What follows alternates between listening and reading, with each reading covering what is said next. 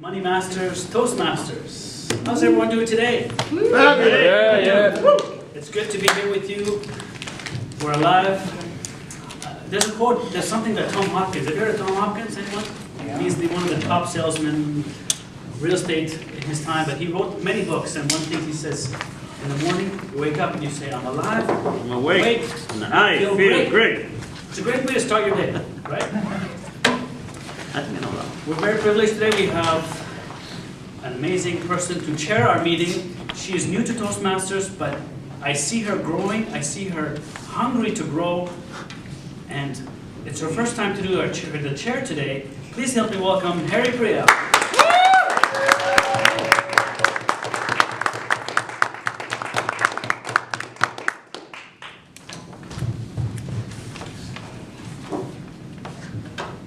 Hello everyone. Hello Toastmasters and esteemed guests. Welcome to Money Masters Toastmasters. I hope that everyone is feeling refreshed after the long weekend. I certainly am, after spending the long weekend with my family at Sunbeams. Wow. Toastmasters and our guests. Theme, matter of the heart. It's a perfect theme because we just spent 7 days in Mexico, and one of my visions is always leave the planet better place than before we got here. And we found there was kids, they were sharing pencils in the schools. That's all they had, was one pencil between 3 kids. And we just set them up with 15 supplies for 1,500 kids for the whole year.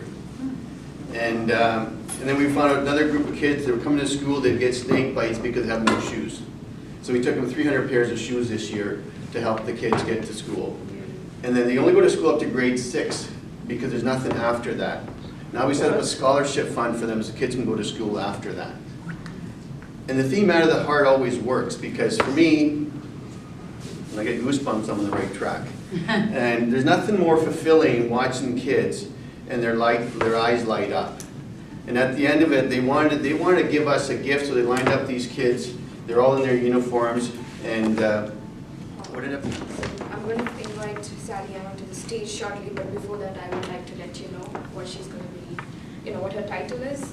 So Sally is on her 3rd speech from the completed communication manual, Get to the Point. And the objective of the speech is to organize the speech to achieve general and specific purpose, reinforce purpose with beginning, body and conclusion, project sincerity and conviction, control nervousness, and strive not to use notes. Through her speech title, Is This a Heart Attack?, Sally is going to share a recent experience she had in her life. Wow.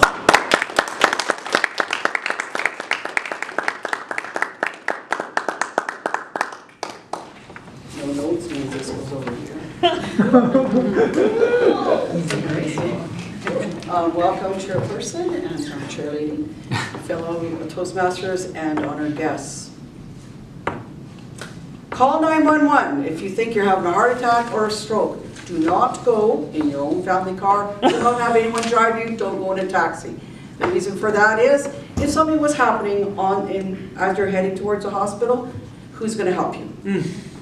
Does anyone here know what the signs of a heart attack are? I'd be pretty disappointed if nobody knows. Numbness in the left. What's that? Chest Oh, pain, come on. chest pain. Just pain, that's one of them. Is Numbness anyone on else? your left side. Yeah, that could be one of them, yes. Shortness of breath. Shortness of breath, very good. The problem with a heart attack is there's so many different signs. Shortness of breath is definitely one of them. And feeling chest pain is definitely one. It could be a really bad chest pain or just a slight chest pain. It could be numbness down your arms. It could be just like you're feeling yucky that day, or very tired, or just restless. The problem is that it's different between... Just stay present. If you experience everything fully, if you stay present in every second, the minutes and the hours will take care of themselves. How big is your dash? So something to ponder. Show up in your life. Increase the size of your dash. Because our kids deserve it, our family deserves it, the community deserves it, and the world deserves it. Madam Chair.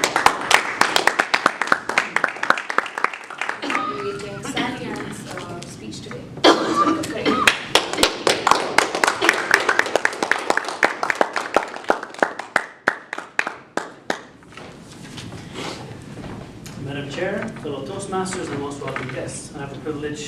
to evaluate Sally Ann's speech. Sally Ann gave her third speech from the first manual. She had a great start with the protocol, the chair. Yeah. And the only reason why I'm saying that is because I'm actually filming, and I would have actually preferred you to be here if you were going to use the lectern and then to move the lectern. But that's fine. So you opened up with a joke, which is great, and you touched upon Sally Ann's speech. I thought the humour and the emotion at the start went pretty high. And then when you popped the question, how big is your dash? I think it sort of froze us up there. And it began to make us think, where is this going? Where is this speech going? And then as you went, you brought our emotions down by referencing a friend who passed away. And then I think that throughout the entire sort of speech, we were kept here. You made good eye contact with everybody, good hand gestures. It was very thought-provoking. He spoke very well, very clear.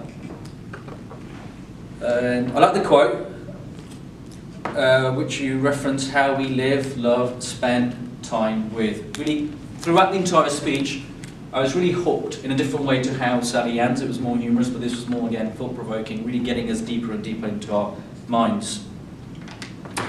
However, you did leave the ending by saying, on someone's... So now let's move on to the next segment, which is the table topics. Now to explain what table topics are and to introduce the table topics for today, I want to welcome April onto the stage.